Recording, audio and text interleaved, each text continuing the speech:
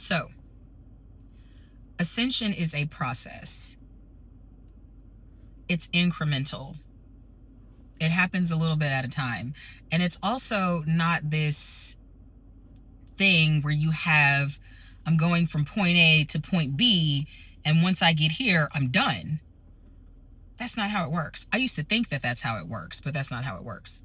So, ascension is more like you go through some experiences, you learn some things, you apply what you learn to life, you slide back a little bit, you learn some more things, you apply those things to your life, and you go back and forth, you bounce up and down and all around. It is not this easy, beautiful process like I thought it was going to be. I thought ascension was going to be this thing where it's like, yeah, I rise and then eventually I get to this place and everything is magical and beautiful and I'm happy all the time and I don't ever get sick and I'm never angry and I'm never mean, right? Wrong. No, that's not the way that it works. But what's fascinating about this process is as you learn and you grow, your perception expands. Or let me keep it on me. Your perception can expand, but my experience has been that as I learn and as I grow and as I apply the things that I have learned to my life, I am able to interact with my environment and other people in a different way. In a way that is more in alignment with the place that I want to live from all the time, if that makes any sense. So, for example, instead of reacting to things when they happen, because I used to be very, very reactive with my kids, with my husband, sometimes with strangers when they would do something I didn't like, driving my car when I thought somebody had cut me off, right? I used to be super reactive and I would just like freak out. Then it got to a point where I would react and then I'd be like, wait a minute, that is not who I want to be. Then it would come to a point where I would react and I'd go, that's not who I am. Let's back this up. Then it got to a point where I would catch myself before I was getting ready to react. And I'd be like, okay, wait a minute. Is this who I am? Is this who I want to be? And now it's at a point where almost all of the time, instead of reacting, I respond. I take a breath. I assess the situation. And then I respond in the way that is most in alignment with me. It's a process. I've been on this spiritual journey for 10 years, and I have just probably within the last 6 to 8 months gotten to a place where I have backed down reactivity to where I'm not just so reactive all the time. That was my default setting.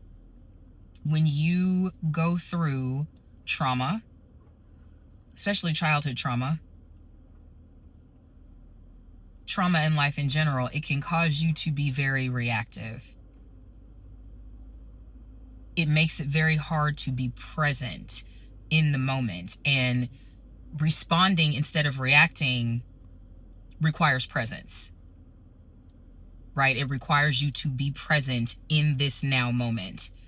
And when you go through trauma, in order to protect yourself as a defense mechanism, a lot of times you disassociate yourself so that you are not in the present moment, so that you don't have to experience the trauma.